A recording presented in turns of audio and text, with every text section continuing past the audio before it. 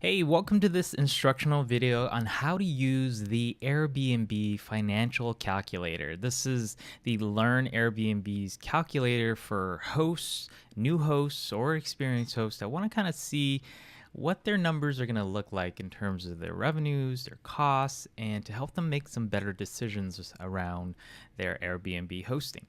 So, this model you can download for free from LearnAirbnb.com. In fact, if you just go to the comments section in this video, you'll see a link where you can go download this calculator for free. All right. Now, when you download this video, you're going to see something like this. There's going to be 4 worksheets here. The instructions worksheet is just to show you how to use it. I'm going to go through all of that with you in this video anyways, but if you forget, you can refer to the instructions worksheet there to get some information. There's also some suggested articles for relevant topics that you might be interested in as well, some of our most popular blog posts. All right, so let's go to the second worksheet here. It says inputs. Now, this is where you put in all of your assumptions for your Airbnb hosting business or situation. Okay, so I'm going to walk you through the different assumptions you're going to have to make in order to use this calculator properly, in order for it to be able to help you. Okay, so first thing, you'll see that there's these green titles. You can think of these boxes as different sections or groups of assumptions, and they're pretty self-explanatory, but we're going to walk through them. Okay, so this first box here is startup costs. They're basically the things that you got to spend upfront initially in order to get started. So if you have an empty space and you need to furnish it, well, all of that furniture, all the appliances, you may have to pay a security deposit, whatever those kind of one-time expenses, things that have a pretty long life that you don't have to replace every time someone comes as a guest. So these are not things that you pay for on a per stay basis, but these are the things that you are going to be paying upfront, usually just a one-time thing, okay? So things like furniture, appliances, security deposit, any other kind of sort of one-time expenses in different rooms. And we also set aside some miscellaneous spots here for you to put in whatever it is that you want to add that we may not have captured for your specific situation. The main thing to remember when you're playing with these models is you can edit anything that's in blue. Anything that is in black is basically calculated for you, okay? So here you see that this rent contingency. So if you're renting a unit out specifically to host, you're going to have to pay the rent while you're ramping up your Airbnb hosting business, right? So here we put a spot for you to be able to put in how many months do you want to be conservative with to assume that it's going to take you to ramp up, where you'll be paying the rents before you make enough to cover it, right? So right here, there's a default of 6 weeks, 1.5 months, and this is based on what you put in here, which is the next section, recurring monthly costs. Okay, so if you're leasing the space, you might have a monthly cost here, a monthly lease for the unit. Okay, and you may be paying utilities, internet, you may have parking, monthly parking pass, whatever that you pay on a recurring monthly basis, you want to put it here.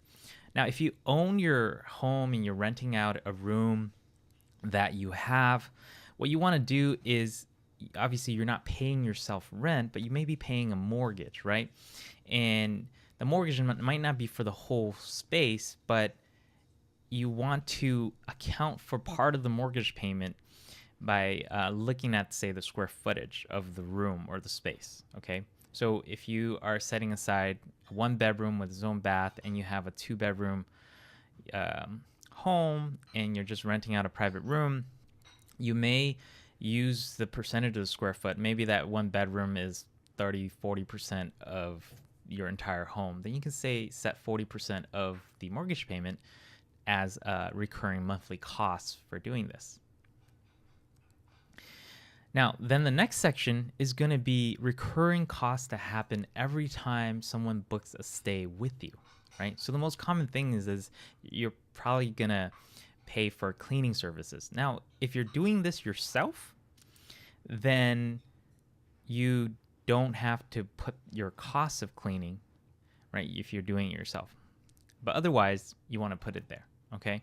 You may have some other things that you're providing per stay, maybe some snacks and other things. Most hosts are not going to spend more than a few bucks on consumables.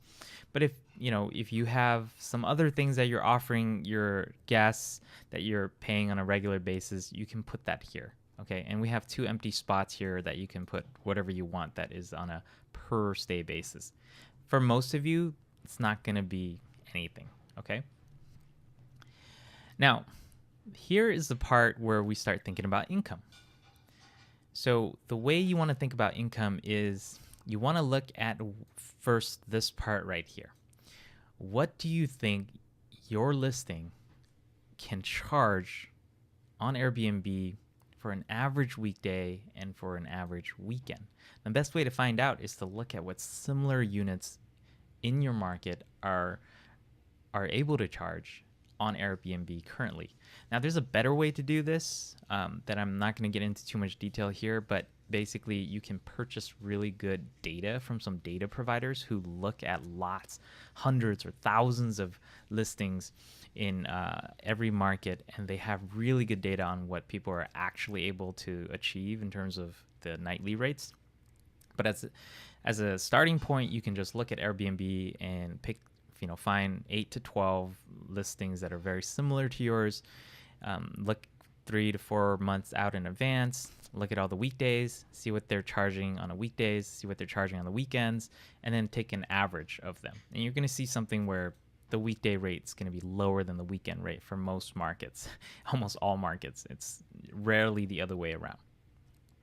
So once you have that, then you can look at making assumptions around how many days per month do you think you can lease it out on it for an average month at these average rates, right? So let's say we put 15 days, about half of the month right now, and you can make some assumptions about the average nights per stay. On average, just kind of across the Airbnb market, the most common length of stay is about 3 to 4 nights per stay. But if you're in some markets that's very different and it's different, then you can make that change here. We put in 3 as a default. Some markets, people like to stay longer and stay 5 or 6 nights per stay. And some other markets, it's usually 1 or 2 nights. So you got to make that adjustment depending on what market you're in. And Airbnb charges a hosting fee of 3%. And this is now the cleaning fee that you charge your guests per stay, okay? Whatever that may be. You may end up charging less per stay, right? So, if you have a small space and people are not staying for very long, you may charge less. But if you have a bigger unit and people tend to stay longer and get dirtier and it takes a lot more to clean, you may charge more. Look at what your competition is charging and try not to charge higher than the middle or the median of what your competition is charging for that. Because otherwise you're just going to be creating an additional hurdle for people to book with your particular listing. Now, this right here, the tax reserve, is for you to set aside amounts from your earnings. To set it aside, basically, in this model, you'll treat it as you put it somewhere in a separate account so that when tax season does come, you have that there for you to pay your taxes. Now, you can change that to whatever percentage or whatever tax is going to be happening in your area. Just generally at hotel tax, kind of on average, it hovers around 14% for hotel tax. It's different for each market, but it's not going to be too far off from this. If you want it to be more accurate, you got to find out for your city, for your area. Okay, now this part right here is where you put in assumptions around how long does it take you to start getting to your full kind of stabilize operations. Basically, you don't expect that on day one, on the first month, you're going to be able to get these rates and reach your full occupancy right away. That's because you're going to be competing with listings that have more reviews, that have more traction already. So all things equal, if a potential guest is looking at the same type of listing, they both have great photos, they both have great description, but one has a lot of reviews and already a lot of people that have stayed there, they're going to go with that one. There's social proof there, right? So because your new listing doesn't have that yet, you're going to have to start off with a lower price point in order to get people to want to book with you right away. So this is where you can make that assumption and have the calculator show you what that would look like, assuming that you're going to take a few months to ramp up. Now, we recommend assuming 3 months to ramp up. You could assume longer, but really it's about at least 2 to 3 months to really kind of ramp up and get those early reviews and to get it going. And depending on how good your listing is, what your competition looks like. So if your competition's not that great, their photos are not that great, they're pretty lazy with their descriptions and things like that, you may not have to discount as much. But if you're going against really good competition, the listings on the first 2 pages are just, they have phenomenal photos, great descriptions, very responsive hosts, then you're going to have to discount more in order to get your first guests to go with you, all right? So that's here you can make an assumption for how much you're going to discount. We recommend somewhere between 15 to 30% as a starting point to test. You can start on the lower end or on the higher end of that percentage, depending on how confident you feel. But definitely when you're just starting out, you're going to have to charge less than your competition, okay? So that's where this is. Now, then we added this additional part here that allows you to put in your assumptions around how much time you're actually going to be putting into your hosting activities. Because earning that fixed amount from your listing per month is great. Let's say, 2 hosts, 3 hosts, they all make the same amount per month, but one of them puts in, half the hours or amount of time as the other person. Then you probably won't, want to know where you're going to be relative to that, right? You want to know what your effective hourly earnings are going to be for your efforts from hosting. So this is where you can do that. We're going to put some assumptions around how many hours you're going to be spending per booking. Okay, so you can include check-in, check-out, and any kind of coordinating, make some assumptions around that. We recommend putting in 3 hours if you're new to hosting. Once you're more experienced, you might be able to get that down to like an hour.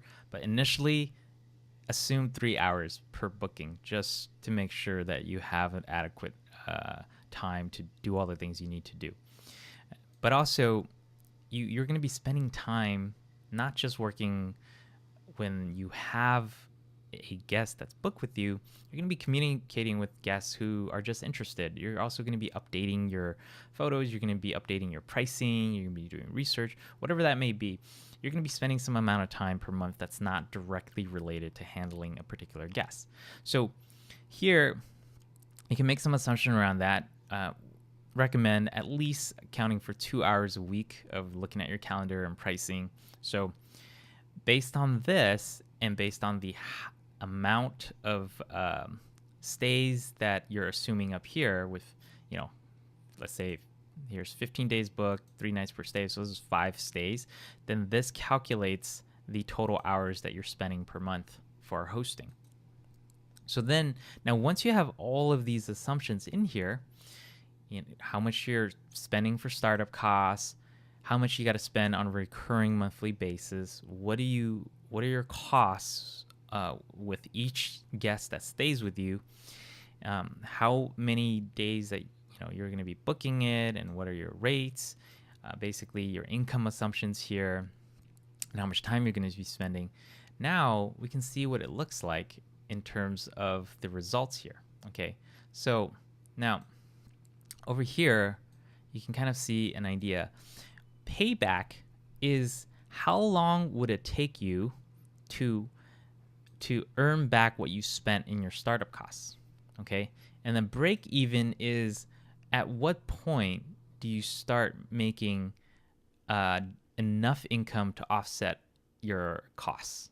Okay, and right now, given these assumptions, this is an expensive lease, and the rates are pretty low, and we're not assuming very high occupancy, only 50%. You know, good markets and especially good listings in good markets can average over 20 to 25 days a month. So here, now we look at the results based on the assumptions that we make. We see that it's negative. The monthly cash flow is gonna be negative $500. It's a money losing operation right now. So what does that tell you? If you see something like this where it's negative, the stabilized months of cash flow is negative, it means that either it's too expensive for what you think you can achieve in that market, or you have to revisit your assumptions. Maybe you're too conservative here, right? So then you look at this and you say, are you being too conservative? If you're not being too conservative, then maybe this is not the right unit and not the right place for you to do this. Maybe the right place for you to do is where you can find something that's much cheaper. 1,800 maybe is too much. Maybe you got to find something that's, a few blocks away, not as, still in the same kind of nice area, but you know what, you're able to get a studio for, let's say, like 1,100, a lot better, right? So now if we see that, if we make that change in assumption, what do you see here now? We see that the figure change, now it's positive, but it's still not great. Now what it's saying is, hey, you're pretty much kind of breaking even now in 3 months, but then you're not making a whole lot. You're still making just like, $200 a month. Your hourly wage basically is very low. Maybe you need to find some unit or some place that has some amenities that allow you to charge more. Maybe you say, hey, look, that same area, I'm gonna rent from this nicer, more premium place, and I noticed that there's a few listings already in that community, and they're able to actually charge higher on the weekdays and almost $200 on the weekends. Okay, so, and I think I will be able to be better than 15 days. I'm going to do 20 days a month because that's a very popular area. Okay, so if you are confident that you can achieve these rates in terms of the income, the number of days, and the nightly rates, and that these are going to be your costs, then we're going to have a difference here where you see that now you can expect to make close to $1,000 a month, and your effective hourly rate for your efforts is $35 an hour. This is a lot better now than the previous situation, right? Now, remember, the point of this isn't to just get numbers that look nice. It's to make sure that you are using reasonable assumptions, right? And if you're using reasonable assumptions and the numbers don't look good, it just might mean that that's not a market that might be very attractive for you to be an Airbnb host, and it might not be worth your efforts to do hosting in that particular market with that particular unit. It just might mean you got to look a little bit harder or look somewhere else to find the right unit in the right market where then it would be worth your time. Okay, so now in our example, if you're making close to $1,000 a month now it's going to tell you that you're going to be able to pay it back in 8 months, right? Now it takes 8 months to pay back because the first 3 months you're not earning close to 1,000 yet. It takes you the fourth month before you get there. So that's why it takes 8 months, even though it's 6,000, right? It's because of that ramp up period here that takes 3 months, okay? And you're discounting at first. And it's telling you if you can rent it out, 20 days a month, you're going to be able to break even right away in the first month and be profitable. So if you use this model make sure you have a firm grasp of your numbers. Really know how much you're going to be spending or need to spend to get your space ready, right? How much you got to spend on furniture, appliances, and things like that. Uh, get a handle on your monthly costs. Get a handle on your per stay costs. And the best way you can look for these is just to look at similar listings in your market on Airbnb and see what they're asking for in terms of cleaning costs. Okay. And look at what they are offering. Some people might offer little snacks and water, things like that. Obviously you're going to be replacing toilet paper and stuff in the bathroom, cleaning products, right? So those things are going to be spent, and you're going to be spending a little bit there, okay? Now, once you are comfortable with using this sheet, you can take a look at the output worksheet. The output worksheet is basically all of the calculations that come from the assumptions that you put into this model. So let's see what that looks like. I mapped it out for you for a full 2 years. Okay, look, 2 years, 24 months. Okay. That's more than enough time for you to see how the numbers are going to play out for you. And you'll see that the first part right here, we have a ramp up scheduling, pricing. We see that, hey, it's going to take you 3 months to really ramp up to full. All right. You're not going to get there yet. That's because of our assumption earlier. Okay. So then what are we looking at here? Well, then we're looking at, hey, here's your potential gross rents possible that you can make based on the rental rates you put in, the fees that you're going to be collecting based on what you're going to be charging for the amount of stay. These are all the empty nights. So basically what you're not being able to charge. This is how much you're paying Airbnb for your hosting fee. And then your gross rents are actually going to be this right here, based on the number of nights that you're booking. Okay. And then here are all your expenses. Some of them recurring expenses and some of them on per stay. Okay. Based on how many stays you have. So that changes with your assumptions, right? So then it has total expenses. And then when you subtract that, you have your net rents, your total rents. And here is your tax reserve. So if you're setting aside amount for taxes, then after taxes, this is what you actually get to pocket, what you take home. Okay, so that's where this is. And we saw the $991 earlier. Well, that's where that line is. Okay. And then we look at then the actual cash flow, how much you have to put in to invest, and then what you're getting back each month. This tells us what it looks like if you treat it as sort of an investment. How long does it take you to pay it back, and what kind of returns you're looking to get, which are pretty good returns. I mean, you're putting $6,000 back, $6,000 in, and in the first year, you're making $10,000 back. So you're making over 100% back every year, right? And then if you are able to maintain that, you're making almost $12,000 a year on $6,000 initial investment. That's a really, really good return. Okay, so that's why you get close to 200% yield there based on your investment. And so this allows you to see what it looks like. Now, if you're in a market that's just not quite as attractive, your numbers are not going to look like this, right? So if we change it back to, like you're only able to book 10 days and it's going to be a money-losing operation. Well, if you look at this, then now you can see it. It's going to lose money. You're not going to be able to make enough, right? And then you never make your earnings back. You're just gonna be losing money throughout. So in this case, then it's like, well, maybe you shouldn't do it, right? If that's what you think you're gonna be able to achieve, then it's not really worth your time or effort to do that. So we hope that this model is useful for you. It's used for planning purposes and educational purposes.